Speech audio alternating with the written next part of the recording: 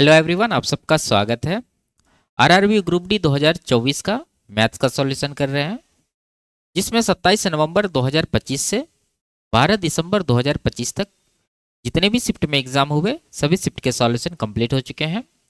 इनके सारे videos playlist में मिल जाएंगे। आज की क्लास में 14 दिसंबर 2025 के तीनों शिफ्ट के सवालों को सॉल्व करेंगे। इसमें जो रिपीटेड क्वेश्चन थे उसको स्किप कर दिया गया है। ठीक है, तो शुरू करते हैं। उससे पहले चैनल पर नए हैं तो चैनल को सब्सक्राइब कर लीजिए। आगे बढ़ते हैं। पहला सवाल है, अम्ल और पानी के 540 लीटर घोल में अम्ल और पानी का अनुपात 2:10 है।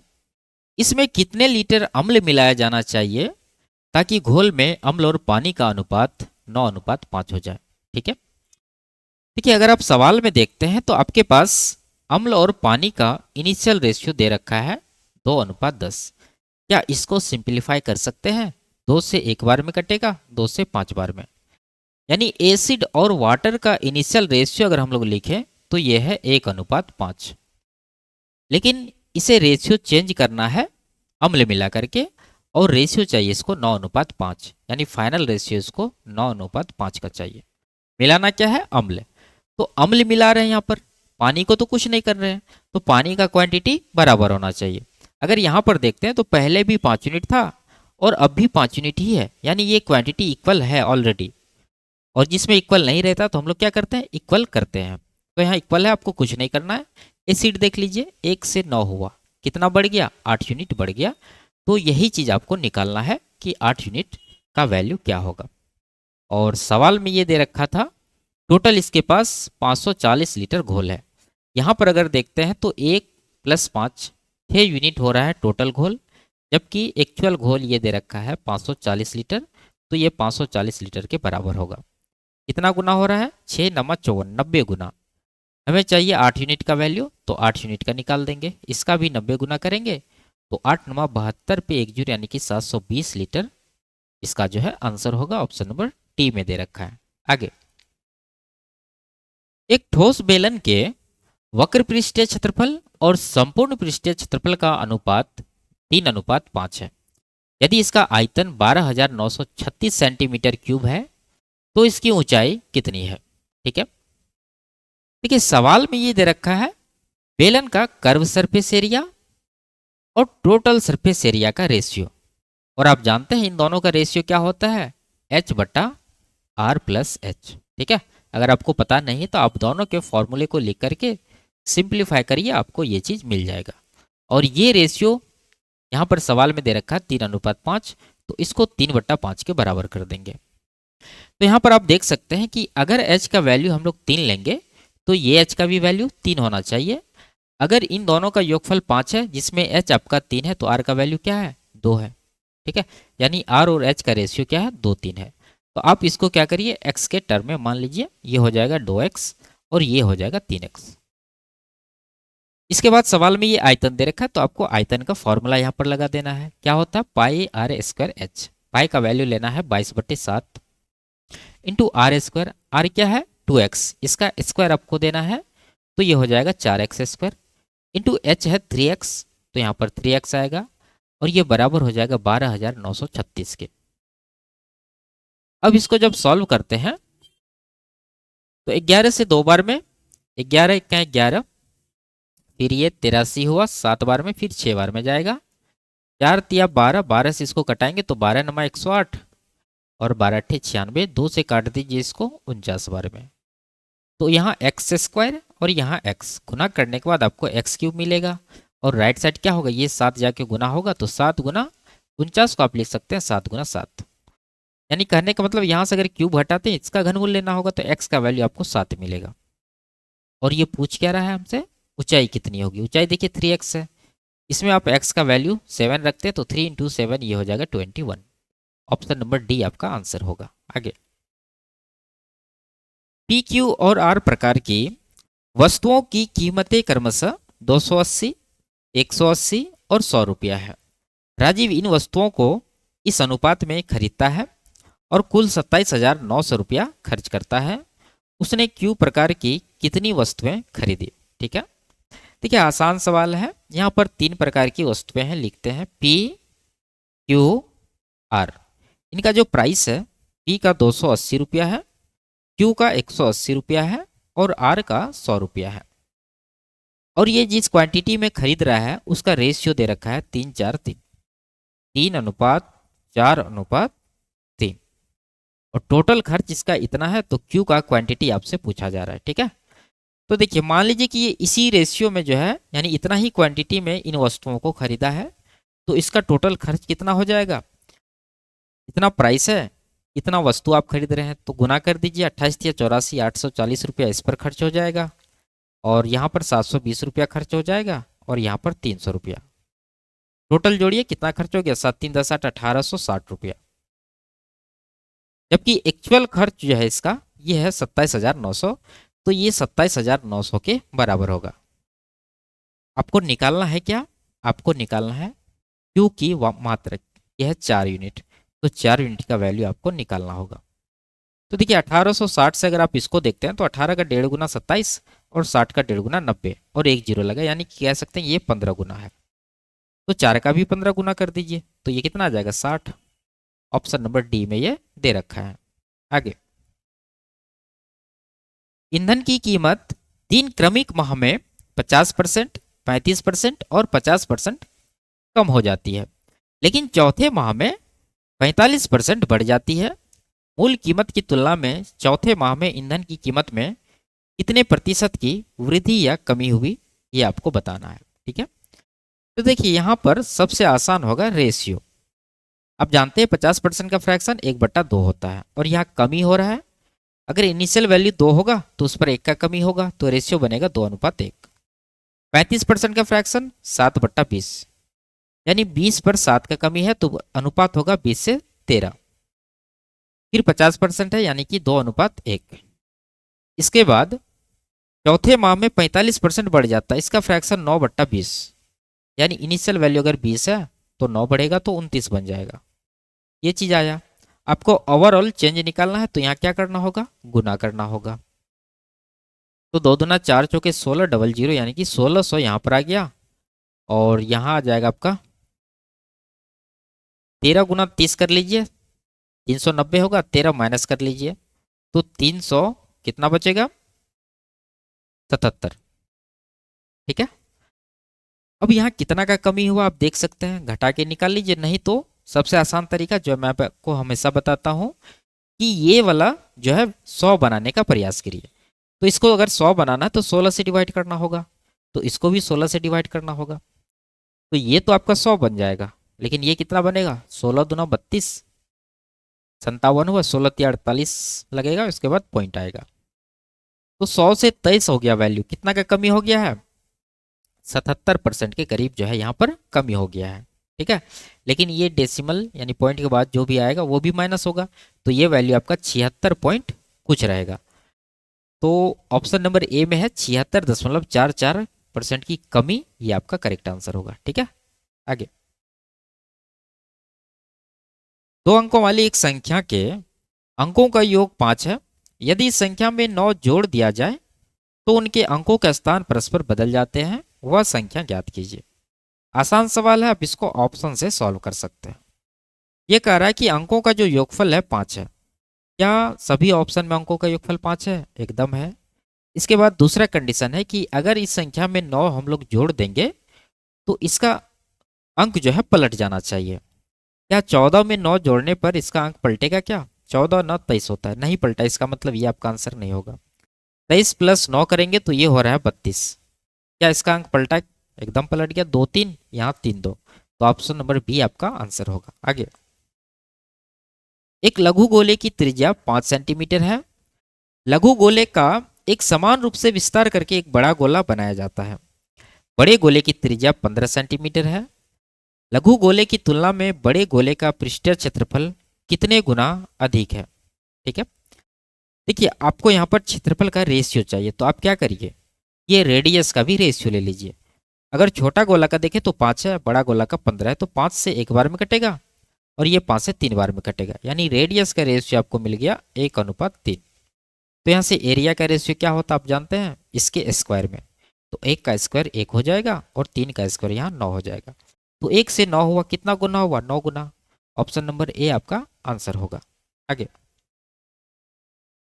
वह सबसे बड़ी संख्या ज्ञात कीजिए इससे इन संख्याओं को विभाजित करने पर प्रत्येक स्थिति में समान शेषफल प्राप्त होगा। ठीक है, इसको भी आप ऑप्शन से कर सकते हैं, नहीं तो जो तरीका होता है घटा के एचसीएफ लेने का, तो आप इन दोनों का डिफरेंस ले लीजिए तो 50 आएगा, इन दोनों का डिफरेंस लेंगे तो कितना आएगा 90 आएगा, और इन दोनों का डिफरेंस लेंगे तो आपको मिलेगा 140। अब ये जो डिफरेंस लेने के बाद नंबर आपको मिला है, इन तीनों का एचसीएफ अगर हम लोग निकाल दें तो यही एचसीएफ जो है वह बड़ी से बड़ी संख्या होगी। तो इन सब का एचसीएफ क्या है 10 है, तो 10 आपका आंसर होगा, ऑप्शन नंबर बी में है। आगे, इसको सरल करना है। ठीक है, देखिए ब्रैकेट के अंदर भी ब्रैकेट है, तो सबसे पहले आपको अंदर वाला ब्रैकेट को सॉल्व करना है, जो कि यहाँ पर है। यहाँ माइनस है, यहाँ भाग है, तो पहले आपको भाग सॉल्व करना होगा। 5 से इसको काट देंगे 8 बार में, 17 में 8 घटाएंगे तो 9 बचेगा। अब यहाँ भाग है, यहाँ माइनस है, तो पहले आपको भाग करना है। 9 से 9 को काटेंगे एक बार में। अब यहाँ देखिए 3 से 72 को डिवाइड जब कर दें तो ये कट जाएगा 24 बार में। यहाँ माइनस है तो 24 माइनस 1 करेंगे तो कितना आएगा 23। फिर 82 में 23 आपको माइनस करना है, तो यहाँ पर मिल जाएगा आपको 59। ठीक है, अब 57 में 59 माइनस करेंगे तो माइनस का 2 आपका आंसर बनेगा। आगे, एक एयर कंडीशनर 1,50,000 रुपया में खरीदता है और उसे बी को 30% की हानि पर बेच देता है। फिर बी उसे सी को उसके क्रय मूल्य पर 5% लाभ पर बेच देता है। सी के लिए एयर कंडीशनर का क्रय मूल्य कितना है। ठीक है, देखिए यहाँ पर आप देखते हैं ये क्या किया है, ए ने बेच दिया है बी को, फिर बी ने बेच दिया सी को, यानी यहाँ सक्सेसिव रूप से 2 बार बेच करके एक बार फायदा एक बार नुकसान लिया गया है। तो आपको भी सक्सेसिव मेथड से इसको सॉल्व कर लेना है। ठीक है, रेशियो लगा देंगे। अगर देखें ए जो है बी को बेचा है 30% की हानि पर, इसका फ्रैक्शन 3/10, यानी 10 पर 3 का नुकसान लेकर बेचा 7 में। और बी जो सी को बेचा है यहाँ 5% का प्रॉफिट है, इसका फ्रैक्शन 1/20, यानी 20 पर 1 का प्रॉफिट लेगा तो 21 में बिकेगा। तो ये सक्सेसिव है, तो आपको यहाँ पर गुना करना होगा। तो इधर हो गया 200 और इधर गया 21 सते 147। आप चाहे तो प्रॉपर तरीका से, ये क्रय मूल्य है आपका और यहाँ पर एक्चुअल क्रय मूल्य 1,50,000 है, तो इसको इसके बराबर करके 147 यूनिट का वैल्यू निकाल लीजिए। नहीं तो ऑप्शन काफ़ी दूर दूर है, आप क्या करिए परसेंटेज चेंज देख लीजिए। इसको अगर 100 बना दे 2 से डिवाइड करके तो इसको भी करना होगा, तो ये बन गया 100, ये बन गया 7, यहाँ पर 3.5, यानी कि 73.5 हो गया 100 से। तो कितना का कमी हो गया यहाँ पर अगर आप देखते हैं तो 26.5% का कमी है। अभी 1,50,000 में आपको 26.5% कम करना है, तो कौन सा वैल्यू मिलेगा, आप 20% करके ही देख लीजिए। तो 20% इसका 30,000 होता है, अगर आप 30,000 इसमें माइनस करते हैं तो वैल्यू बनेगा 1,20,000। तो 1,20,000 से कम वाला जो इसका आंसर होगा। तो 1,20,000 से ज़्यादा है, ये भी ज़्यादा है, तो कम वाला 2 ऑप्शन है, ये तो होगा नहीं, ये सीधा सीधा 1.5 लाख का आधा है।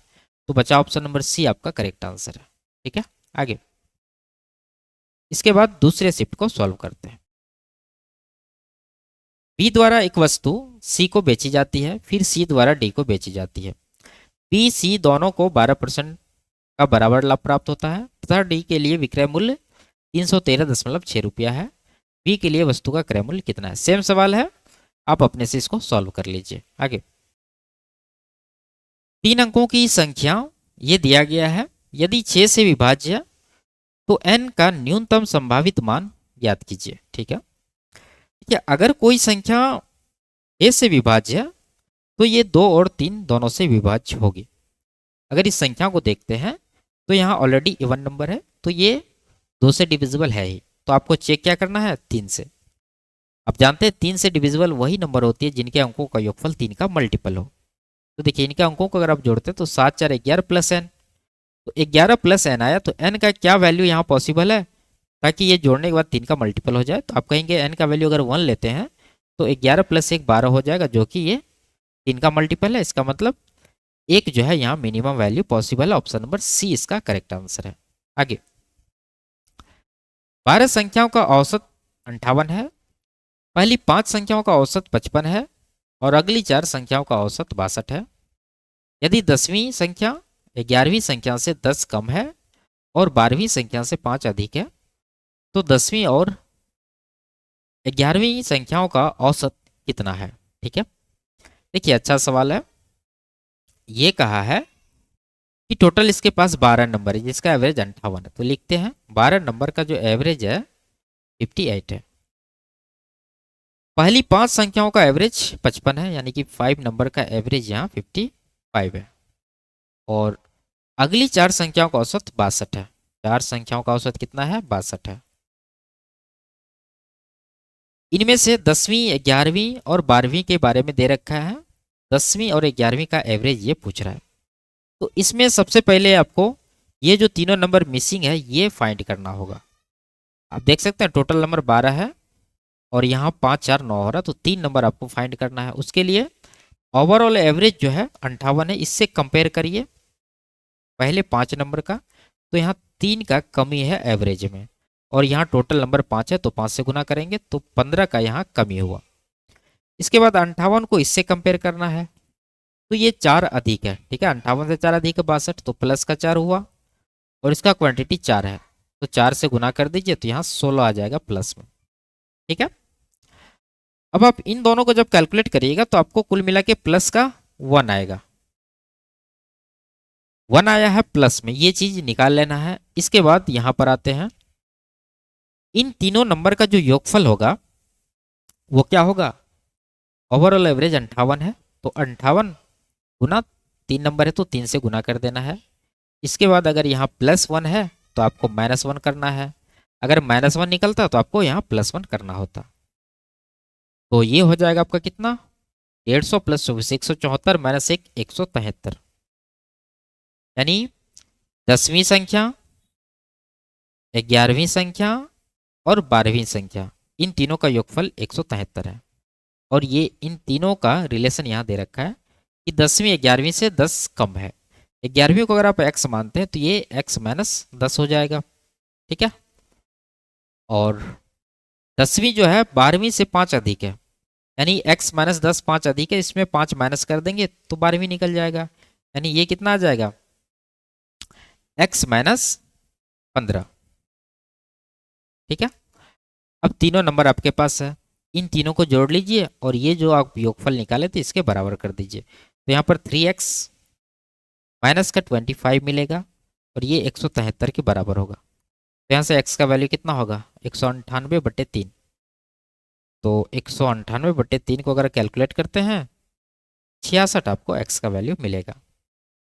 अब इसमें हमें क्या निकालना है? 11वीं और 12वीं का एवरेज। 11वीं 12वीं का नहीं, 11वीं और 10वीं का। तो 11वीं नंबर x है, 10वीं x - 10 है। इसमें अगर आप x का वैल्यू 66 रखेंगे तो ये 56 मिलेगा और यहाँ x का वैल्यू आपको 66 मिला। तो 56 और 66 का एवरेज कितना होगा?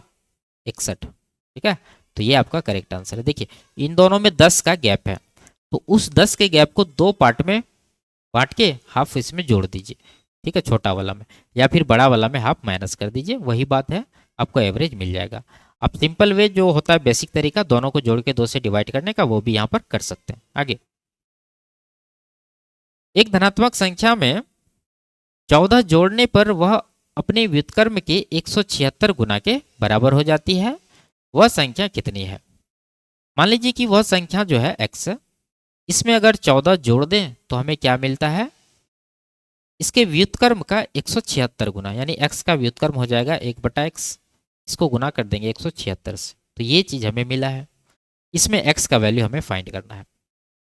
तो ये x को अगर आप इस तरफ ले जाते तो मिलेगा x × x + 14 बराबर 176। अब आप बताइए इसमें x का वैल्यू क्या है? ऑप्शन से रख लीजिए।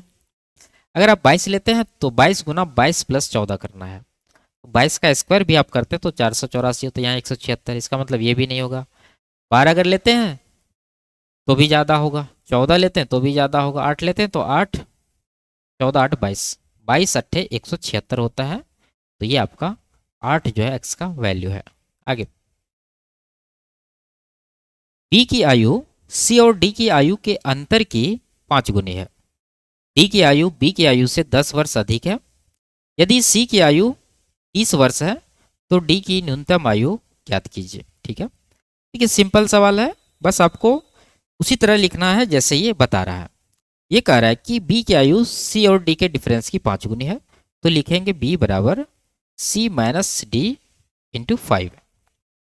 इसके बाद डी जो है बी से 10 वर्ष अधिक है, तो यहाँ पर डी बराबर बी प्लस 10 हो जाएगा, और सी बराबर ये 30 वर्ष दे रखा है। ठीक है, अब इसमें से आपको डी का वैल्यू निकालना है, तो क्या करेंगे, देखिए सी का वैल्यू 30 दे रखा है, यहाँ रख दीजिए, और डी का ये वैल्यू रख दीजिए, तो बी का मान निकल जाएगा। तो पहला वाला इक्वेशन में आप इन दोनों को रिप्लेस कर देंगे, तो मिलेगा बी बराबर सी जो कि 30 है माइनस डी, डी का वैल्यू देखिए बी प्लस 10 है, यहाँ माइनस आ गए तो ये दोनों माइनस में आ जाएगा, यानी माइनस बी माइनस का 10 हो जाएगा इंटू 5। तो देखिए पहले बी वाला को अगर देखते हैं तो 5b माइनस में होगा, इस तरफ आएगा तो 6b हो जाएगा, और ये 30 माइनस 10 20 होगा, 20 गुना 5 करेंगे तो 100 बनेगा। तो हम कह सकते हैं कि b का वैल्यू कितना हो जाएगा, 2 तिया 2 से 50 बार में, यानी 50/3। चाहिए d का वैल्यू, तो d का वैल्यू यहाँ है, b प्लस 10 का आपको करना है, b का वैल्यू 50/3 है, प्लस 10 कर देंगे तो 30 50 80/3 जो है डी का वैल्यू निकल कर आ जाएगा। ऑप्शन नंबर ए में ये दे रखा है। आगे, इसका मान ज्ञात करना है। तो देखिए ऑप्शन में आप देखते हैं तो कहीं पर y नजर नहीं आ रहा है, तो y को यहाँ से हम लोग हटा देंगे, y बराबर क्या कर देंगे 0। 0 अगर करते हैं तो ये वाला पोर्शन आपका 0 होगा, ये भी होगा और ये भी हो जाएगा। यहाँ बचा 9x², यहाँ 9x, 9 तो कटेगा ही, x से काट देंगे एक x को, 3x से 9x कट जाएगा 3 बार में, तो कुल मिला के यहाँ पर x बचा और यहाँ पर 3 बचा, तो x/3 आपका करेक्ट आंसर होगा। ऑप्शन नंबर सी में दे रखा है। इसमें जो आंसर की में था करेक्ट आंसर वो 3x था, जो कि यहाँ गलत लिया गया है। आगे, एक घनाभ की लंबाई चौड़ाई और ऊंचाई इस अनुपात में है। यदि इसके विकर्ण की लंबाई 21√2 मीटर है तो घनाभ का संपूर्ण पृष्ठीय क्षेत्रफल ज्ञात कीजिए। ठीक है, देखिए आप जानते हैं कि घनाभ का जो विकर्ण होता है उसको निकालने का फॉर्मूला क्या होता है, √L² + B² + H²। ठीक है, और लंबाई चौड़ाई और ऊंचाई का रेशियो दे रखा है, तो आप क्या करेंगे, इसको x के टर्म में मान लेंगे, तो ये हो जाएगा 8x, ये हो जाएगा 5x और ये हो जाएगा 3x। अब आप इसमें रख दीजिए, तो ये बन जाएगा √8x² 64x², 5x² 25x² plus यहाँ हो जाएगा 9x², और ये विकर्ण का लंबाई होगा जो कि दे रखा हमारे पास ऑलरेडी 21√2, तो ये 21√2 के बराबर होगा। ये जोड़ेंगे तो कितना आएगा, 60 20 80 9 89 9 98 x²। तो यहाँ से x² का x बाहर आ जाएगा, 98 मतलब 49 दूना 49 का 7 बाहर आ जाएगा, रूट के अंदर 2 बच जाएगा, बराबर 21√2। √2 काट देंगे, 7 से भी काट देंगे इसको 3 बार में, तो x का वैल्यू यहाँ 3 आ गया। निकालना हमें क्या, घनाभ का टोटल सरफेस एरिया। तो घनाभ का टोटल सरफेस एरिया का फॉर्मूला क्या होता है, 2 × LB + BH + HL। तो आप रेशियो में कैलकुलेट कर लीजिए, 8 पंजे 40 प्लस 5 तिया 15 प्लस 3 अट्ठे 24, 40 10 50 20 70 9 79 का 2 गुना करना है, तो 70 का 2 गुना 140, 9 का 2 गुना 18, तो 158 यूनिट जो है टोटल सरफेस एरिया आया। लेकिन अब देख रहे हैं यहाँ पर x का वैल्यू आपका 3 आया। 3 मतलब क्या, ये जो रेशियो है ये इसका 3 से अगर आप गुना कर देते हैं तो एक्चुअल भुजा आपको मिलेगा। तो रेशियो में 3 से गुना हो रहा है, तो आपको एरिया में किससे गुना करना है, 3 के स्क्वायर से, यानी कि 9 गुना कर देंगे, आपका आंसर आ जाएगा। 8 नमा 72 का अंक 2 आ रहा है, 2 ऑप्शन में है, और 15 नमा 135 7 142, चलिए 1422 मीटर स्क्वायर जो इसका टोटल सरफेस एरिया होगा। ऑप्शन नंबर डी में ये दे रखा है। आगे, ये व्यंजक है, इसका मान ज्ञात करना है। देखिए ऊपर और नीचे अगर देखें तो सेम सेम है, लेकिन फर्क क्या है, दशमलव का। पॉइंट के बाद यहाँ 3 अंक है, पॉइंट के बाद यहाँ 4 अंक है। तो इसमें मैं आपको हमेशा बताता हूं कि जिधर कमी है उधर आपको एक पर उतना जीरो लगाना है। ऊपर जो है एक अंक का कमी हो रहा है दशमलव के बाद, तो ऊपर आपको एक पर एक जीरो देना है। और यहाँ अगर स्क्वायर है तो इसका स्क्वायर कर देना है, अगर क्यूब है तो इसका क्यूब कर देना है। तो इस केस में स्क्वायर है तो यहाँ पर 10 का स्क्वायर 100 आपका आंसर होगा, ऑप्शन नंबर डी। आगे, दो उम्मीदवारों के बीच हुए एक चुनाव में 2% मतदाताओं ने मतदान नहीं किया। डाले गए मतों में से 5% मतों को अवैध घोषित कर दिया गया। एक उम्मीदवार को वैध मतों का 65% मत प्राप्त हुआ। यदि मतदाताओं की कुल संख्या 25,20,000 थी तो हारने वाले उम्मीदवार को कितने वैध मत प्राप्त हुए? ठीक है, देखिए आपके पास टोटल वोट दिया है 25,20,000, लिखेंगे 25,20,000। इसमें क्या हुआ कि 2% मतदाताओं ने मतदान नहीं किया, तो कितना किया? 98%। इसका फ्रैक्शन में लिख लीजिए ताकि आपको बाद में कैलकुलेशन करने में आसानी होगा। तो ये आएगा 49/50, इतना जो है वोट डाला गया है। इसके बाद इतना वोट में से 5% को इनवैलिड किया गया, तो वैलिड कितना रहा? 95%। 95% का फ्रैक्शन 19/20, यानी इतना वैलिड वोट आया है। अब एक उम्मीदवार को वैलिड वोट का 65% प्राप्त हुआ है, तो हारने वाले का निकालना है। देखिए एक उम्मीदवार को 65% मिला है तो हारने वाले को कितना मिला होगा? 100 में 65 माइनस करेंगे तो 35%। तो ये वैलिड वोट का 35% हारने वाले को मिला है, तो वही चीज़ आपको निकालना है। 35% को फ्रैक्शन में लिखेंगे 7/20। ये कैलकुलेट करिए, आपका आंसर आ जाएगा। तो यहाँ पर आप क्या कर सकते हैं, 3 जीरो दिख रहा है यहाँ, काट दीजिए। और 5 दूना 10 हो रहा है, इसको भी काट दीजिए एक जीरो से। 2 से काट देंगे इसको, 126 आ जाएगा। 14 नमा 126 होता है, यानी 9 का मल्टीपल आंसर होगा। और 9 छाके 54, 4 नमा 36, 6 7 42, 2 आ रहा है इकाई अंक। ये नहीं होगा, ये नहीं होगा। इन दोनों में 9 का मल्टीपल देख लीजिए, दोनों ऑप्शन 9 का मल्टीपल दिख रहा है। 7 का चेक कर सकते हैं किसी एक को। 7 से ये 5 54 हुआ, 49 2 21 2, ये 7 का मल्टीपल नहीं है, ऑप्शन नंबर डी आपका करेक्ट आंसर होगा। आगे, इसके बाद इसके तीसरे शिफ्ट के सवालों को सॉल्व करते हैं। 3 उम्मीदवारों राम, मोहन और सोहन के एक चुनाव में डाले गए मतों में से 10% अवैध थे। सोहन को वैध मतों का 40% प्राप्त हुआ। यदि राम को मोहन से 20% अधिक वैध मत मिले और कुल डाले गए मतों की संख्या 10,000 थी, तो राम के मतों को मोहन के मतों से विभाजित करने पर शेष फल कितना होगा? ठीक है, देखिए टोटल वोट इसका है डाला गया कितना? 10,000। इसमें 10% जो है इनवैलिड है, तो इसका 90% क्या है? वैलिड है। तो 10,000 का 90% 9,000 वोट वैलिड है। ये वैलिड वोट में से सोहन को प्राप्त हुआ है 40%, तो बाकी दोनों को यानी राम और मोहन को कितना प्राप्त हुआ होगा? 60%। 100 में 40 इधर 60 इधर। इसका अगर आप 60% निकालते यानी 0.6 से गुना कर दीजिए तो ये आएगा 5400। तो 5400 में ये दोनों का वोट शामिल है। और इसके बाद राम और मोहन का डिफरेंस दे रखा है 2000, तो 2000 पहले आप माइनस कर लीजिए जो तरीका होता है, बचेगा 3400। इसको बराबर बांट देंगे 1700, 1700 आ जाएगा। इसमें राम को मोहन से अधिक मिला है, तो ये हो जाएगा आपका मोहन। और ये जो आप 2000 माइनस किए हैं वो लाके यहाँ पर जोड़ दीजिए, तो ये हो जाएगा 3700, जो कि इसका हो जाएगा राम का। अब ये क्या कह रहा है कि राम के मतों को मोहन के मतों से विभाजित करने पर शेषफल क्या होगा? तो मोहन का 1700 है, राम का 3700 है। डिवाइड करेंगे तो 2 बार में लगेगा 3400, 300 बच जाएगा शेषफल। यही आपको आंसर लगाना है, ऑप्शन नंबर बी में दे रखा है। आगे, यदि दिए गए आंकड़ों का बहुलक 22.75 है तो माध्यिका ज्ञात कीजिए। ठीक है, कि इस सवाल में माध्यिका निकालने के लिए आपको पहले क्या करना होगा? ये एक्स का वैल्यू निकालना होगा। और ये कैसे निकलेगा? ये जो बहुलक दे रखा है, तो बहुलक का फॉर्मूला जब हम लोग लगाएंगे तो एक्स का वैल्यू आ जाएगा। ठीक है, तो इसमें ये बारंबारता आपका। अगर बहुलक देखें तो ये 22.75 है, तो ये बहुलक इस वर्ग अंतराल में है, तो आप कहेंगे ये 21 और 28 के बीच में है, तो ये आपका हो जाएगा बहुलक वर्ग। अब जब ये बहुलक वर्ग है तो आपको बहुलक का फॉर्मूला भी आना चाहिए। क्या होता है?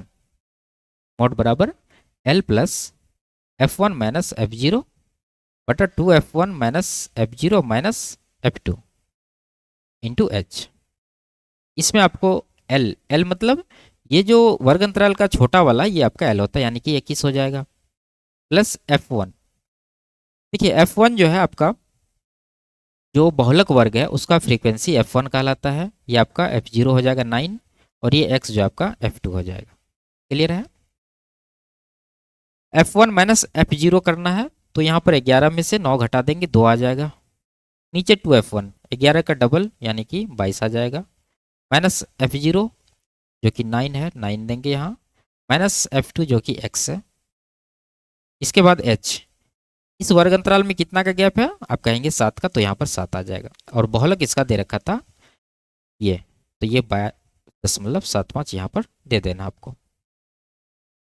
कैलकुलेट करके यहाँ से x का वैल्यू आपको निकालना है, तो ये 21 को पहले भेज दीजिए, तो यहाँ बचेगा 1.75। राइट साइड 2 गुना 7 14 हो जाएगा, और नीचे आपका हो जाएगा कितना? 13 माइनस एक्स। ठीक है, अब इसको कटा लीजिए, पॉइंट हटा के यहाँ 2 जीरो लगा देंगे। 25 से 7 बार में, 25 से ये 25 पंचे 125, और 6 बार में जाएगा, 7 से 8 बार में। x का वैल्यू आप जानते हैं कितना हो जाएगा? यहाँ पर 5 हो जाएगा। ठीक है, आप यहाँ पर बेसिक तरीका से कैलकुलेट कर सकते हैं। यानी ये x का वैल्यू हमें 5 मिला है। अब आपको निकालना है माध्यिका, तो चलिए क्या करते हैं, इसको हटा देते हैं, इसके बाद हम लोग माध्यिका निकालेंगे। x का वैल्यू हमें मिला था 5। अब माध्यिका निकालने के लिए आपको निकालना होगा सबसे पहले कम्युलेटिव फ्रीक्वेंसी यानी CF। 1 से शुरू करेंगे, अगला संख्या जोड़ेंगे 7, तो ये 8 हो जाएगा। 8 में 9 जोड़ेंगे 17, 17 प्लस 11 28, 28 प्लस 5 33, 33 प्लस 3 36। अब आपको निकालना होगा n/2, यानी ये 36/2, ये आ जाएगा 18। तो माध्यिका वर्ग खोजने के लिए आपको क्या देखना है? ये देखना है 18 या फिर 18 से जस्ट बड़ी कम्युलेटिव फ्रीक्वेंसी कहाँ पर है। तो CF में देखें तो 18 तो है नहीं, 18 से बड़ी है यहाँ पर 28, तो ये जो आपका क्या हो जाएगा? माध्यिका वर्ग हो जाएगा। अब इनमें से डेटा लेकर के आपको माध्यिका फाइंड करना है। तो माध्यिका निकालने का फॉर्मूला आपको पता होना चाहिए, L plus n/2 minus CF, नीचे F इंटू H। L क्या हो जाएगा? ये माध्यिका वर्ग का छोटा वाला 21 जैसे बहुलक में लिखे थे, प्लस n/2, यहाँ पर 18 निकाले हम लोग, माइनस CF। तो देखिए माध्यिका वर्ग के जस्ट पहले जो कम्युलेटिव फ्रीक्वेंसी है वही इसका आएगा यहाँ पर, यानी कि 17, और नीचे फ्रीक्वेंसी जो माध्यिका वर्ग का फ्रीक्वेंसी है ये आपका 11, ये आएगा। ठीक है, तो 11 आपको यहाँ पर लेना है इंटू H। इन दोनों के बीच का गैप 7 है, 7 लेना है। इसको कैलकुलेट करना, आपका आंसर आ जाएगा। तो ये 21 प्लस कितना हो जाएगा? 1 गुना 7, 7/11, तो ये 0.6 के करीब है, तो 21.6, ऑप्शन नंबर बी आपका करेक्ट आंसर होगा। आगे, एक निश्चित धनराशि साधारण ब्याज पर 3 वर्षों में 12,000 और 5 वर्षों में 16,000 हो जाती है, मूलधन ज्ञात कीजिए। सिंपल सा सवाल है, मान लेंगे मूलधन P है, और ये जो है 3 वर्ष में बन जाता है 12,000 रुपया, और यही मूलधन 5 वर्ष में बन जाता है 16,000 रुपया। तो पूछ रहा है कि ये मूलधन कितना है। आप यहाँ देख रहे हैं 5 वर्ष 3 वर्ष, टाइम में कितना का गैप आ गया? 2 वर्ष का, और रुपया में कितना का गैप आ गया? 12 से 16,000 हुआ, 4 वर्ष का गैप, ये 4,000 का जो है यहाँ पर गैप है।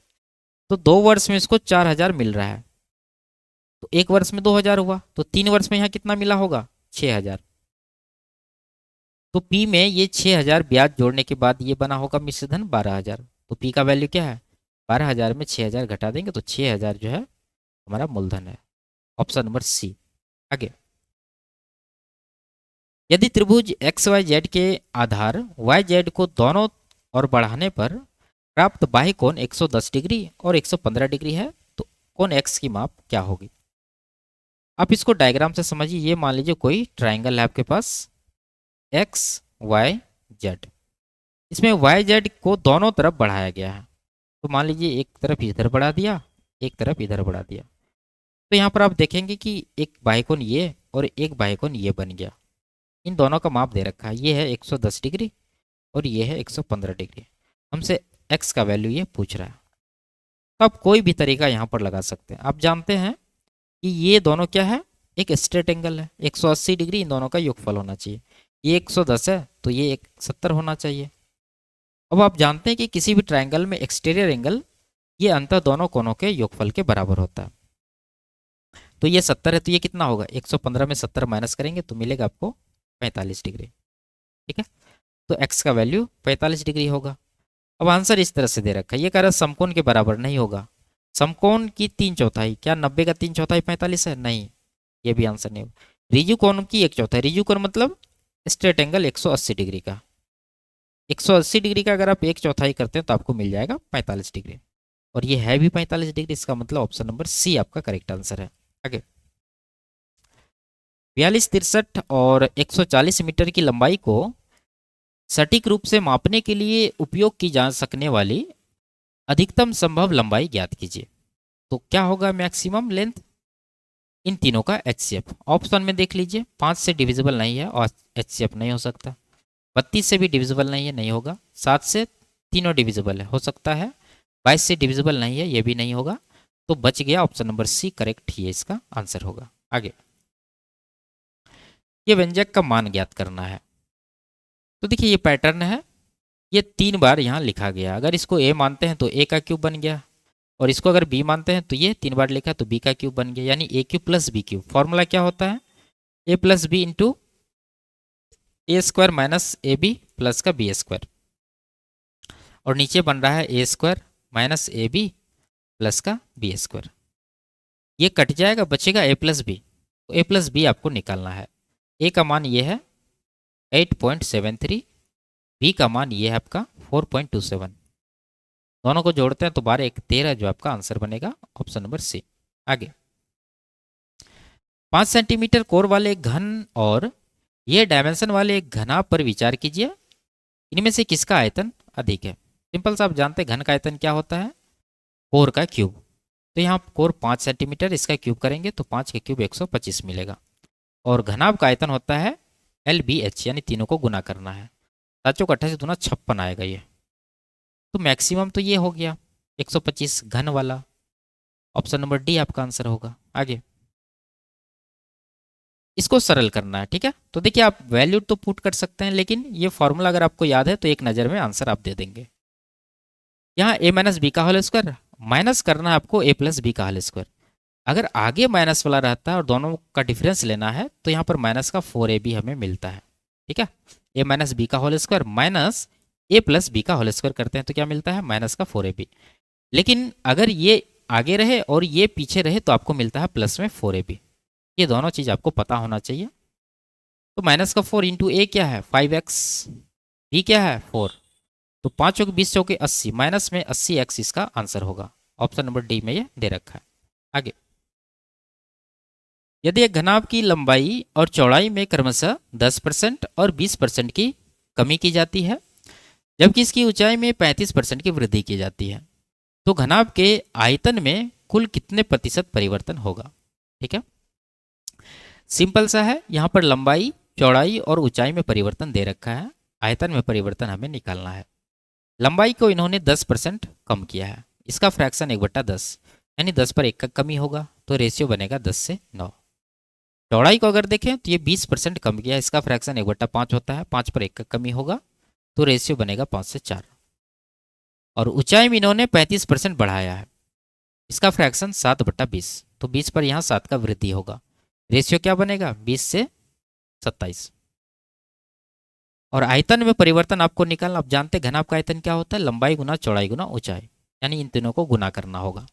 गुना करने से पहले आपको देखना अगर कहीं कट रहा है तो काट देंगे, जैसे यहाँ पर 4 से कट जाएगा 5 बार में, तो इधर हो गया 25 यानी कि 250, और 27 नमा 243, ठीक है। यानी ये पहले वाला आयतन है और ये बाद वाला आयतन, कितना का कमी हुआ है 7 का। परसेंटेज आप निकाल सकते हैं, लेकिन आंसर भी देखिए काफ़ी दूर दूर है। अगर आप 10% लेते हैं तो 25 का कमी होना चाहिए, जबकि यहाँ 7 का कमी। इसका मतलब ये आपका आंसर नहीं होगा। बचा कमी वाला एक ही ऑप्शन बी, ये आपका करेक्ट आंसर हो जाएगा। ये दोनों वृद्धि वाला है, ठीक है, ये आंसर नहीं हो सकता। आगे, एक कमरे की लंबाई, चौड़ाई और ऊंचाई का अनुपात ये दे रखा है। यदि चौड़ाई और ऊंचाई को उनके मूल मान से आधा कर दिया जाए, जबकि लंबाई को 2 गुना कर दिया जाए, तो कमरे के संपूर्ण पृष्ठीय क्षेत्रफल में प्रतिशत परिवर्तन ज्ञात कीजिए। ठीक है, देखिए अगर आप सवाल में देखते हैं तो इन्होंने चौड़ाई और ऊंचाई को क्या किया है, आधा। चौड़ाई है 2 यूनिट, ऊंचाई है 1 यूनिट, तो 2 का आधा 1 हो जाएगा, लेकिन 1 का आधा क्या करेंगे तो ये पॉइंट में चला जाएगा। तो हम लोग क्या करेंगे, एक एक जीरो तीनों में लगा देंगे।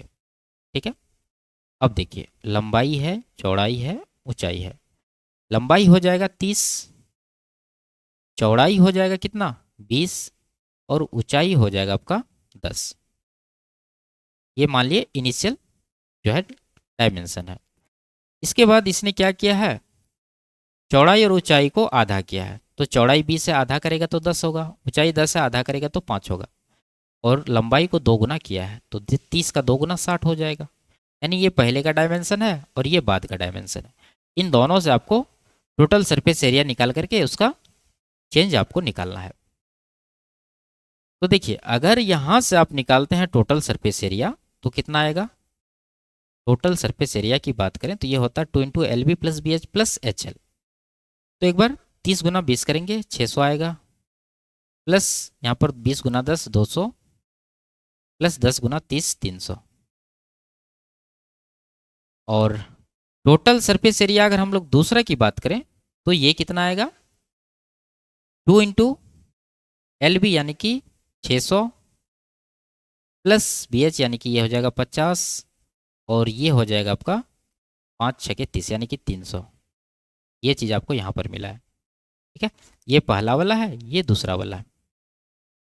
तो 6 2 8 3 11 2 2200 यहाँ पर आपको मिला, और इधर मिल गया 6 3 950 का 2 गुना कितना हो जाएगा 1900।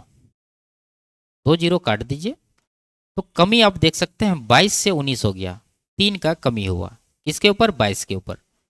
तो ये कितना परसेंट है आपको निकालना ही होगा, क्योंकि आंसर काफ़ी नज़दीकी है दे रखा है। तो वृद्धि वाला तो होगा नहीं, कमी वाला 2 ऑप्शन है। तो आप क्या करिए यहाँ पर डिवाइड कर दीजिए। ठीक है, तो आ जाएगा ये, कटा दीजिए 50, यहाँ पर 11, 150 बटा 11, 50 40, 11 या 33 जाएगा, 7 11 6 के 66 लगेगा, यानी 13.6 यहाँ पर है। ये आपका करेक्ट आंसर होगा। आगे,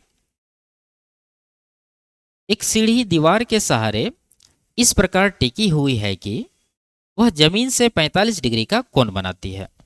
यदि सीढ़ी का पाद दीवार से 5 मीटर दूर है तो उस बिंदु की ऊंचाई क्या है जहां सीढ़ी दीवार को छूती है। सिंपल सा, अगर एंगल 45 डिग्री का है तो जो हाइट होता है वही बेस से उस पॉइंट का लेंथ होता है, तो 5 मीटर ही आंसर इसका आप लगा सकते हैं। ठीक है, अगर आपको समझना तो ये मान लीजिए दीवार है और यहाँ पर इस तरीके से ये सीढ़ी इन्होंने लगाया है।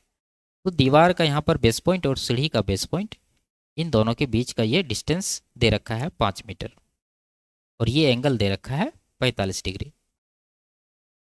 और पूछ रहा है कि ये जो दीवार है इसमें जहाँ सीढ़ी टच हो रही है ये पॉइंट, यहाँ से लेके यहाँ तक का ऊंचाई क्या है। तो आप देख सकते हैं ये 45 है तो ये भी 45 होगा, एक एक का रेशियो, तो ये 5 तो ये भी 5, ऑप्शन नंबर ए। आगे, तो ये लास्ट सवाल था। वीडियो आपको कैसी लगी कमेंट में ज़रूर बताइए। अच्छी लगी तो वीडियो को लाइक शेयर और चैनल को सब्सक्राइब कर लीजिए। फिर मिलते हैं अगले क्लास में, तब तक के लिए बाय बाय, टेक केयर।